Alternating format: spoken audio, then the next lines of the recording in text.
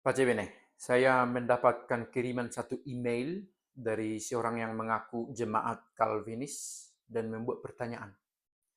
Pertama, saya akan membaca emailnya ini yang sudah saya copy dan saya sembunyikan identitasnya, identitas si pengirim. Dan kemudian kita coba ulas pandangan dan pertanyaannya. Izin Romo, saya bla bla bla, saya bekerja di bandara di satu tempat. Saya sekarang anggota jemaat denominasi karismatik, lahir dari denominasi Calvinis. Setelah belajar banyak sejarah gereja dan perjalanan hidup, jujur, saya banyak tertarik pada gereja Katolik, pada keutuhan gereja Katolik yang kokoh, toleransi yang tinggi pada berbagai agama, pelaksanaan ekaristi yang hikmat, komunitas yang besar dan bersatu, dan kerendahan hati yang tinggi, dan kesederhanaan Paus yang patut dijadikan contoh. Karena saya melihat langsung dari televisi saat kunjungan Paus ke Indonesia. Gereja yang mampu merangkul keberagaman dalam satu kesatuan, yang Katolik dan universal. Izin, saya tidak akan mengutarakan kelemahan berbagai aliran denominasi di Protestan yang selalu merasa benar. Izin, singkat saja. Izin, bertanya Romo. Bagaimana saya bisa merangkul keberagaman itu dalam komunitas saya? Dalam denominasi saya di karismatik, gereja saya sekarang. Agak susah bagi gereja saya untuk berbaur dengan denominasi lain. Ini satu pertanyaannya. Saya melihat gereja Katolik mampu merangkul persekutuan doa karismatik Katolik. Mampu merangkul kaum LGBT. Dan menjadikannya menjadi satu kesatuan yang hierarkis dalam satu kesatuan yang apostolik. Izin Romo. Untuk saran dan pencerahannya. Tuhan Yesus memberkati. Itu pernyataan dan pertanyaannya, gitu ya. Kita mulai dari awal tentang dia menyebut diri sebagai seorang Calvinis yang kiranya tahu arah teologinya, gitu ya. Karena dikatakan dia sebenarnya sejak lahir, ini risiko dari seorang Kristen yang sejak lahir mengikuti satu aliran yang mungkin dia tidak tahu apa aliran itu, gitu ya. Tapi sudah kadung bertumbuh di sana. Dihidupilah, dijalanilah dengan iman dan takwa, gitu ya, kepada Allah. Nah, dia memiliki ketertarikan di gereja Katolik tentang ini. Banyak hal ini ya, keutuhan gereja Katolik, toleransi, dan seterusnya. Terima kasih atas pandangan positif ini.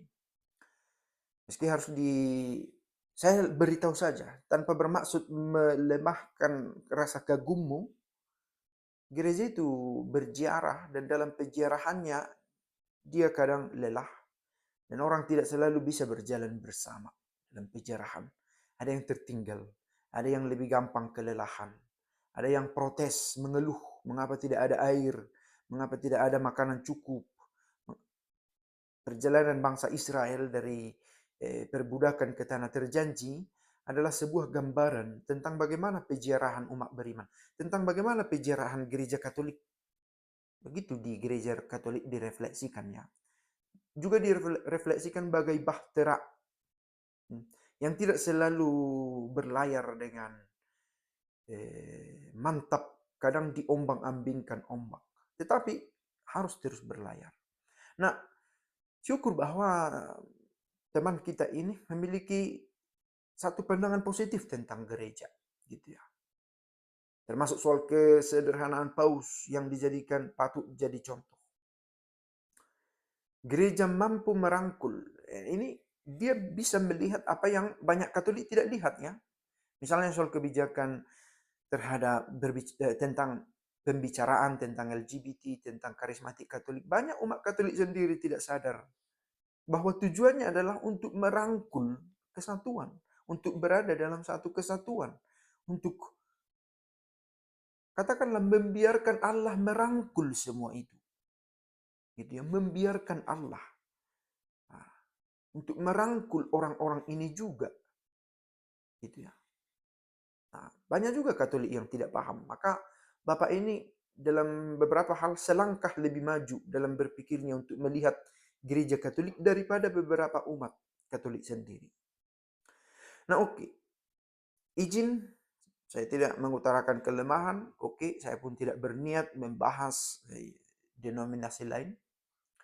Izin singkat saja, banyak izin Bapak ini, banyak absen. Ini pertanyaannya, bagaimana saya bisa merangkul keberagaman itu dalam komunitas saya? Oke, Bapak ini memakai terminologi merangkul sebagai kata yang dipakai untuk membawa kesatuan. Saya berpikir, bukan kita yang merangkul, Allah lah yang merangkul. Tugas kita adalah membawa teman-teman, saudara seiman ini ke dalam satu pelukan Allah sendiri, gitu ya. Kita bermain dalam peristilahan dulu ya. Supaya terang bahwa Kristus mendirikan gereja. Satu komunitas yang dibanggakan. Kalau saya katakan masuklah ke Katolik, saya pikir itu ajakan yang terburu-buru. Meski saya pasti bangga. Tapi itu tidak akan saya anjurkan sebagai langkah awal. Pertama, bangunlah rasa cinta akan kesatuan dan kesadaran akan gereja yang satu. Nah, membawa orang pada rangkulan Allah, rangkulan Kristus, saya pikir bisa dimaknai bahwa setiap pertemuan yang dibangun harus dengan kesadaran bahwa kepada Kristuslah kita bersama. Dalam Kristuslah kita bersama. Bukan demi aku, bukan demi pewartaanku, bukan demi karyaku. Karena ada kesan begitu ya. Oh, ini apa misinya ini? Apa dia mau caleg ya? Apa dia mau mencalon jadi kepala desa kah? Orang akan mencurigai. Tetapi ketika kita berkata ini tentang Kristus, meski bisa saja kamu diragukan ya. Nah, orang bisa bersatu di sana. Kemudian saya mau bilang, gereja juga masih berjuang dalam hal ini ya, gereja Katolik. Bukan berarti juga dia sudah lulus. Ada juga gejolak-gejolak secara partikular, sporadik, meski tidak direncanakan ya, di berbagai tempat. Entah soal liturginya, entah soal manajemennya, entah soal kepemimpinan dari sosok tertentu, uskupnya, pastornya yang bisa saja membawa skandal. Selalu ada gejolak itu. Tetapi kesatuan ini terpelihara karena kesetiaan pada ketaatan. Saya pikir itu ya. Kesetiaan pada ketaatan. Kesetiaan untuk taat kepada paus, kepada uskup, kepada pastornya. Saya pikir ini bekerja bersama dalam sistem. Sistemnya kuat. Gitu ya. Kiranya kata-kata ini dari sana bisa diambil jawaban yang dibutuhkan untuk pertanyaan ini. Gitu ya. Perlu sistem yang bagus. Nah, sekali lagi bukan tanpa gejolak usaha membawa kesatuan ini. Gitu ya.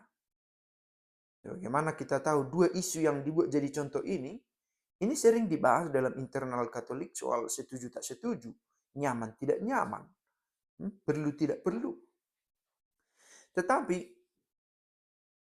sejauh umat masih percaya pada kebijaksanaan gembalanya, dan kalaupun ada keraguan, alih-alih membawa pemberontakan, tetapi lebih memilih untuk mendoakan, maka kesatuan gereja akan tetap terpelihara. Isu soal ajaran, soal kebijakan ini berlalu dalam waktu, diperbaiki, diperbarui, disegarkan. Tetapi soal kesatuan itu merupakan cita-cita dari dulu. Ut omnes unum sint. Itu dia.